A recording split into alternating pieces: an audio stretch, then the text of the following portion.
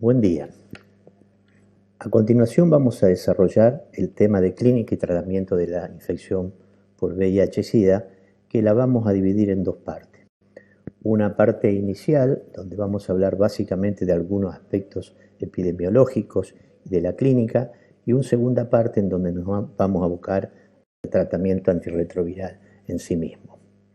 Como un pequeño resumen de la historia de la infección por VIH, ya cerca de 40 años de historia, tenemos el comienzo en el año 81 con la descripción de los primeros casos, rápidamente el conocimiento del agente causal, que hoy le decimos virus de la inmunodeficiencia humana, en el año 83, los primeros test diagnósticos en el año 85 y la primera droga que demostró importancia en la terapéutica fue el AZT en el año 87. Y esta droga, si bien fue imperfecta, tuvo la virtud de demostrar en el año 94 que podía disminuir la transmisión vertical en un 70%. Finalmente, para esta parte de la historia, en el año 96, se demuestra que regímenes combinados de 3 drogas podrían alcanzar la supresión viral en lo que hemos denominado los tratamientos antirretrovirales de alta eficacia.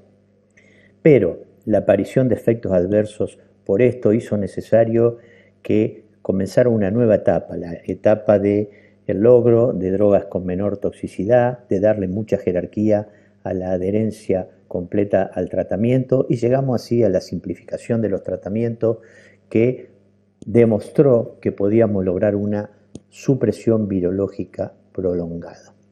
Finalmente, el tratamiento para la prevención demostró que si la persona puede tener esa supresión viral prolongada, la indetectabilidad le permitía la no transmisión. Indetectable igual a intransmitible es el gran lema del momento. Algunos datos epidemiológicos. En el mundo, ONU-SIDA, la última información que mostró fue a fin del 2018 al respecto, hay 37.9 millones de infectados por el VIH. Sigue habiendo 1.7 millones de nuevas infecciones y lamentablemente 770.000 muertes. Y lo también lamentable para América Latina, que hay un aumento del 7% en la tasa de contagio entre el año 2010 y 2018. En Argentina esto es algo menor. La tasa de infección en estos mismos años creció un 2%. Los últimos datos nuestros del Programa Nacional de SIDA del año de diciembre de 2019 muestran que tenemos 139.000 personas con VIH. Tenemos también que de cada 100 bebés nacidos en 2017 de gestación con VIH, 4.6 fueron positivos. Por suerte, en nuestra ciudad, o mejor dicho, en nuestra provincia, esto es menor y tenemos apenas en los últimos años un bebé por año VIH positivo. La relación hombre-mujer sigue siendo favorable a los varones, relación 2.1, y el tiempo medio del diagnóstico es en personas jóvenes entre 32 y 33 años. Pero ¿qué pasa? Cada año tenemos 5.500 nuevos infectados. Cada año tenemos 5.800 personas notificadas, es decir, que a los infectados se agregan viejos diagnósticos. Y esto es lo verdaderamente lamentable, un 35% de diagnóstico tardío, que significan oportunidades de diagnóstico perdidas y pacientes que llegan tardíamente al tratamiento con complicaciones severas. Una de las razones de esto es que mueren todavía hoy 1.500 pacientes por año. El 98% de la transmisión del VIH se realiza por relaciones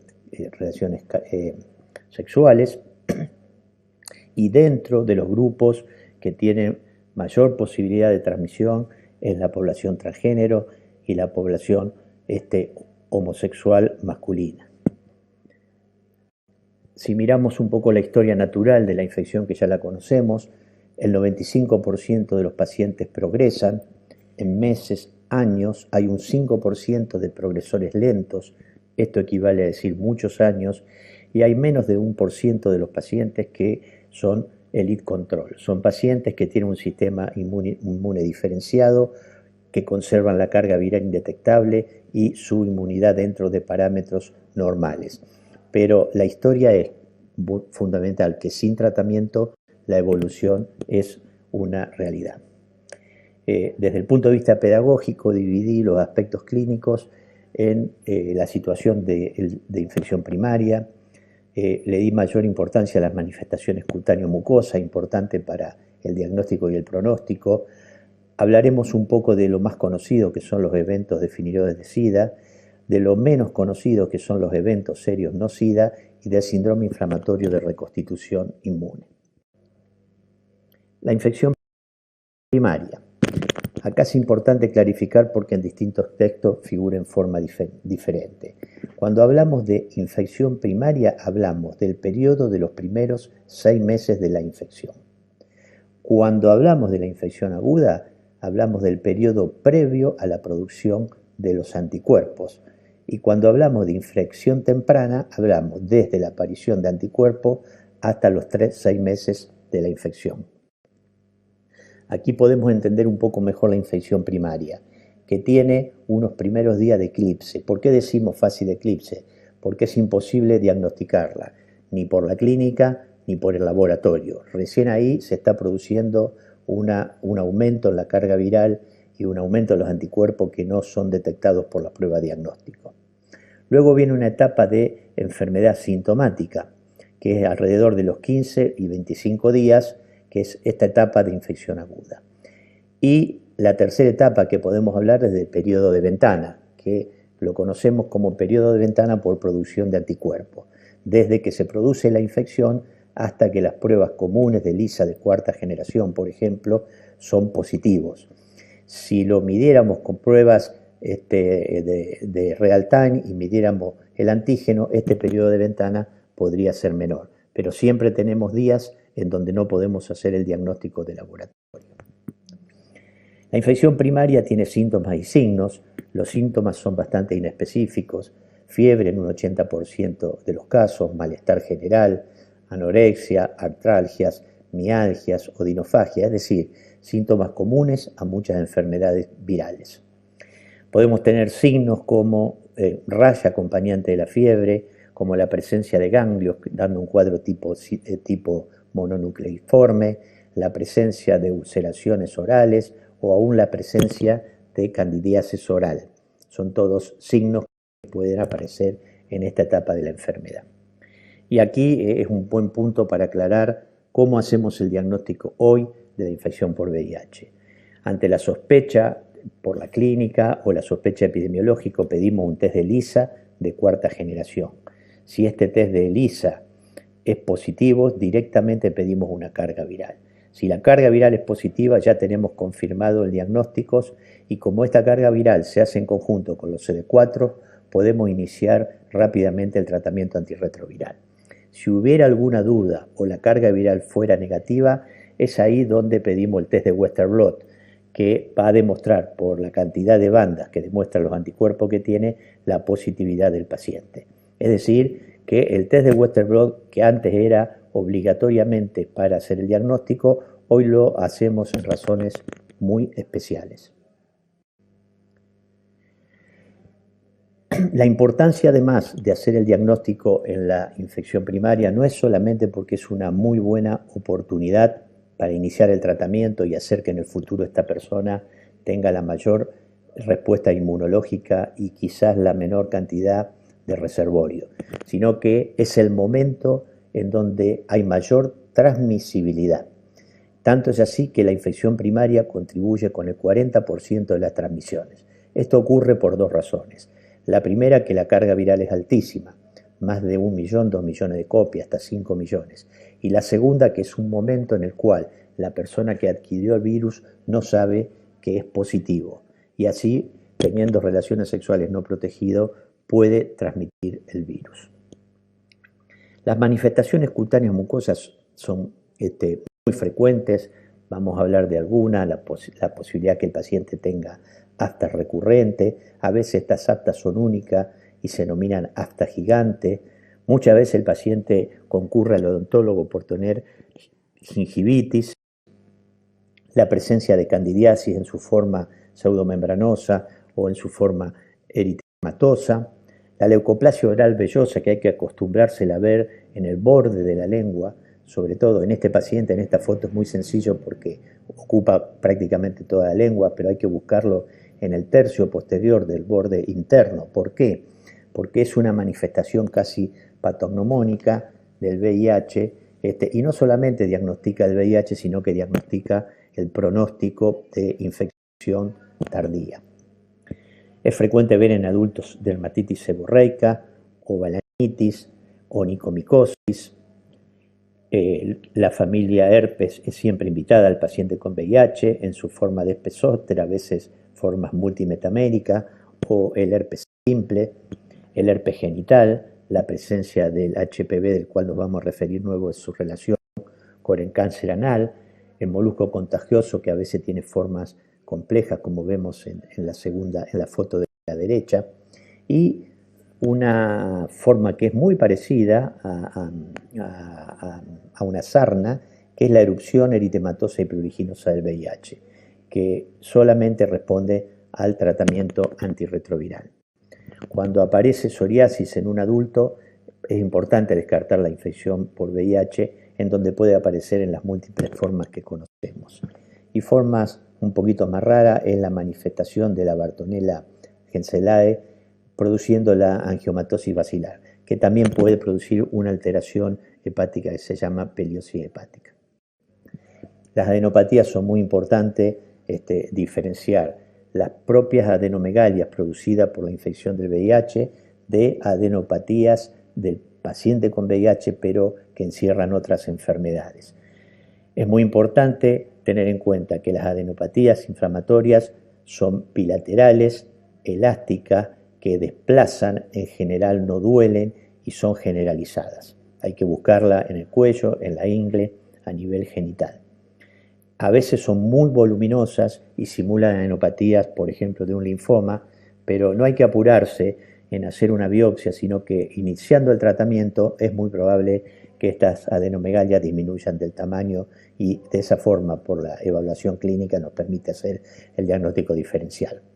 Cuando son asimétricas, cuando son duras, cuando duelen, cuando no podemos despegarla de los planos profundos, es el momento de hacer una biopsia. Podemos ahí sí encontrar linfoma, tuberculosis, histoplasmosis. Quizás lo más conocido de la infección por VIH-Sida son las complicaciones oportunistas y neoplásicas, que lamentablemente, a pesar de todos los avances, los seguimos viendo en este momento. Una de las complicaciones más comunes sigue siendo la neumonía por Pneumocystis jirovecii, que da una típica neumonía intersticial, poca clínica al principio, tos seca, una disnea que al principio es leve y que luego se transforma en una disnea hasta transformarse en disnea de reposo. Vamos a ver las imágenes típicas en vidrio esmerilado, tanto en las placas directas como en la tomografía axial computada, pero también podemos ver lesiones como esta, quísticas, sobre todo en los pacientes que hacen neumonías a repetición. La oximetría baja en los cuadros que se van complicando y el pedido de la LDH, que si bien es inespecífico está aumentado, son datos que contribuyen al diagnóstico de esta infección. Lo ideal hoy para el diagnóstico es detectar el neumocistis a través de una prueba de PCR del esputo o un lavado bronquio alveolar con las técnicas clásicas. Con respecto a otras complicaciones de tipo parasitario, sigue siendo frecuente la complicación por el toxoplasma, que en general da imágenes múltiples y da cuadros en general afebriles con compromiso encefálico. Depende de la zona donde tome el tumor producido por el toxoplasma, tendremos la clínica, puede variar desde una convulsión, simplemente cuadro de confusión y desorientación, o parecias que simulan un accidente cerebrovascular. Otras complicaciones parasitarias son las complicaciones digestivas por Cryptosporidium, Microsporidium y Zoospora. En general son complicaciones tardías y aparecen con muy poco CD4, con diarreas, en general diarreas coleriformes. Todas estas responden muy bien al tratamiento antirretroviral, mientras que la isospora responde muy bien al tratamiento con cotrimoxazol a dosis medianas. Dentro de las cándidas, la cándida albicans tiene compromiso básicamente oral, como hemos visto anteriormente, o esofágico, produciendo a veces cuadros de disfagia muy severa. Si nosotros vemos que un paciente tiene, por ejemplo, disfagia y que tiene candidiasis oral, es posible que podamos iniciar el tratamiento empírico con fluconazol, porque lo más probable es que sea este el cuadro y que no haga falta una endoscopía. La micosis típica de nuestra zona es la histoplasmosis. Como vemos en esta diapositiva, puede dar múltiples formas de presentación. Las tres son muy diferentes y las tres son histoplasmas, confirmado con un simple exudado. También puede dar un compromiso pulmonar. Es una de las imágenes intersticiales que solemos ver en el paciente con VIH, pero a diferencia del neumocistis, las imágenes son micronodulillares. Si uno compara esta diapositiva con la que mostramos antes el neumocistis, veremos claramente la diferencia. Por supuesto que el diagnóstico hay que hacerlo a través del esputo o a través de tratar de aislar el germen con un lavado bronquialveolar. El histoplasma también puede comprometer el ojo y dando un ojo rojo con una uveitis. Y aquí le muestro cómo a veces con un extendido simple, con tinción de Jensen, podemos verlo fundamentalmente en las lesiones de piel y en las lesiones de mucosa. El otro hongo que aparece reiteradamente en los pacientes avanzados es el criptococo en forma de meningitis, una clásica meningitis a líquidos claros, a veces con compromiso encefálico y a veces con compromiso como masa cerebral, siendo ahí un criptococoma. Y las bacterias que a veces están olvidadas en los pacientes con VIH, no hay que olvidar que tienen en general las mismas características de las infecciones bacterianas que en los pacientes HIV negativo, con la diferencia que se presentan más frecuentemente y que a veces son presentaciones más severas. Lo típico aquí, por ejemplo, ver una neumonía bilateral o en la placa de la derecha ver una tuberculosis. Si ustedes se fijan en la placa de la derecha, en el pulmón derecho hay un infiltrado típico de una tuberculosis bastante común, de la tuberculosis en pacientes VIH negativo, mientras que en la izquierda hay una imagen muy difícil de diferenciar. Esto suele ocurrir porque son cuadros repetidos de distintos episodios y en uno predomina la fibrosis y la malformación y en el otro predomina el infiltrado activo. El virus JC, que produce la leucoencefalopatía multifocal progresiva, es relativamente común, dando las formas que aquí vimos tomográfica o que estamos viendo en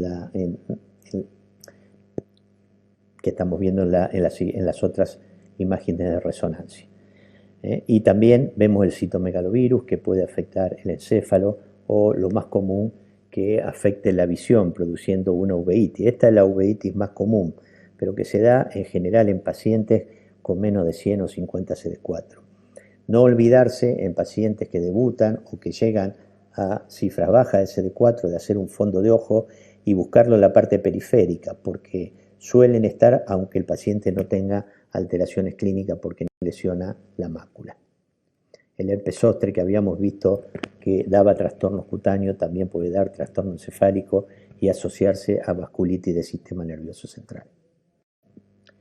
Con respecto a las complicaciones neoplásicas, son muy conocidos lo que llamamos neoplasias relacionadas al VIH, que son el sarcoma de Kaposi, los linfomas no-Hodgkin, el linfoma primario del sistema nervioso central y el carcinoma de cervix.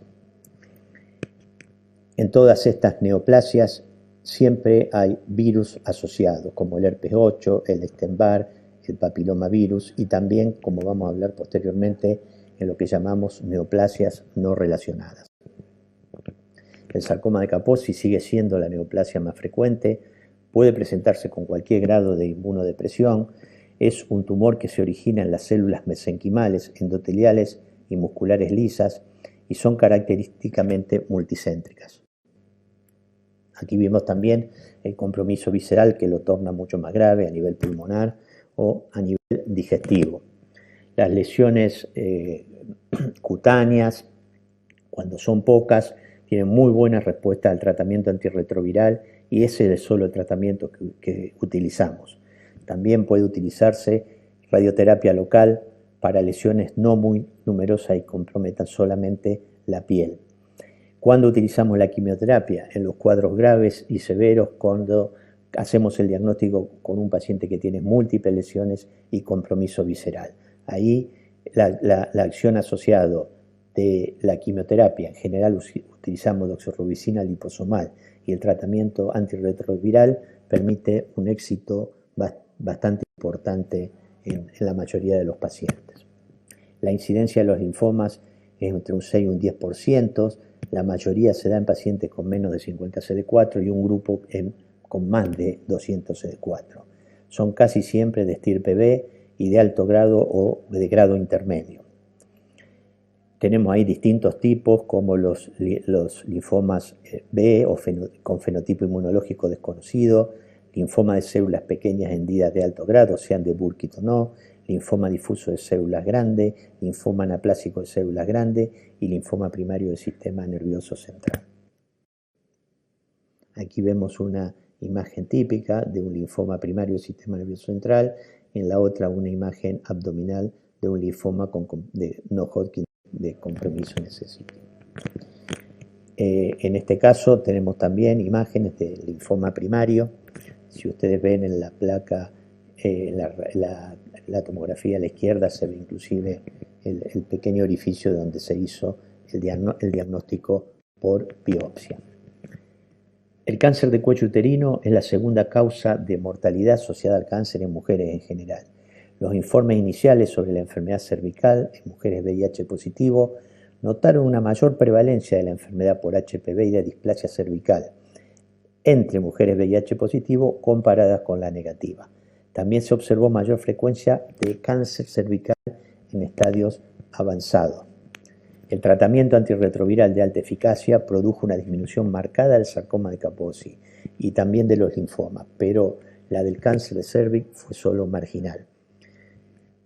Esta es la razón por la cual nuestros pacientes deben obligadamente hacer un control ginecológico mínimamente una vez al año y quizás más si las pacientes tienen menos linfocitos CD4. Los eventos serios no definidores de SIDA son eventos de tipo cardiovasculares, hepáticos, renales o neoplásicos. Un estudio denominado SMART, en el cual se suspendía el tratamiento guiado por el recuento de linfocitos CD4, puso en evidencia que la interrupción del tratamiento se asoció a mayor riesgo de enfermedad cardiovascular, renal o hepática.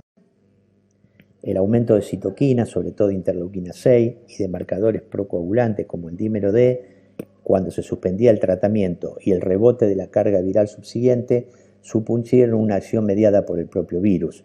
Ahí se avanzó en el concepto de eventos serios no relacionados al SIDA que se agregan en la historia natural de la enfermedad.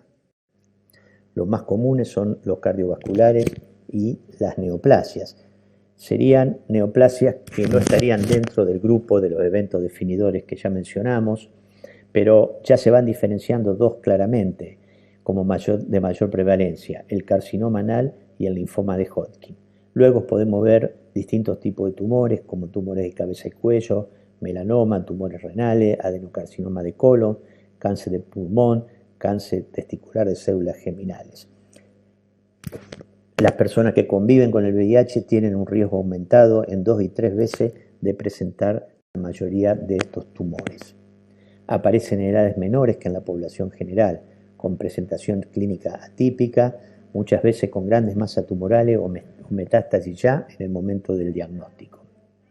Un bajo nadir de CD4 se asocia a un aumento persistente del riesgo de desarrollar esta neoplasia. El linfoma de Hodgkin, decíamos, es una de las más frecuentes, tiene una muy buena respuesta a la quimioterapia, en general se le hace ABVD, y hay respuestas completas en el 75% de los pacientes con muy buena sobrevida. El cáncer anal, que es una enfermedad rara en general con una incidencia de 1 cada 100.000 habitantes, aumenta su incidencia en los pacientes, los hombres que tienen sexos con hombres. Esto ya se había visto antes del VIH. Y la tasa del cáncer anal en hombres que tienen sexo con hombres con VIH es el doble de los pacientes VIH negativa. Los cánceres anales tienen muchas similitudes biológicas con el cáncer cervical, incluyendo una fuerte asociación con el HPV de alto riesgo. El HPV-16 puede dar lugar a más del 70% de los cánceres anales. Ambos se originan en la zona de transformación de los epitelios, en la unión entre la columna del recto y el escamoso del ano. El contagio por HPV es muy común y tiene un pico de prevalencia entre los 18 y 30 años. Muchas de estas infecciones curan espontáneamente, pero en el 10 al 20% persisten y pueden generar displasias celulares y carcinomas invasivos. Lamentablemente aquí el tratamiento antirretroviral no ha logrado reducir su incidencia. Y finalmente vamos a hablar del síndrome inflamatorio de reconstitución inmune. Se presenta de dos maneras, como síndrome paradojal o como síndrome desenmascarado. El síndrome inflamatorio paradojal presenta un agravamiento clínico de enfermedades ya conocidas que estaban controladas o estabilizadas.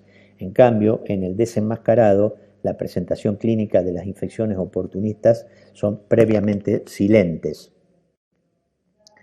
Si nos fijamos la lista aquí, tenemos infecciones por micobacterias, herpes virus, leucoencefalopatía multifocal progresiva, toxoplasma, reactivación de la hepatitis C, neumocistis, etcétera, etcétera, pero también neoplasias o enfermedades autoinmunes como sarcoidosis, tiroiditis autoinmunes, lupus, artritis reumatoidea o hepatitis autoinmune.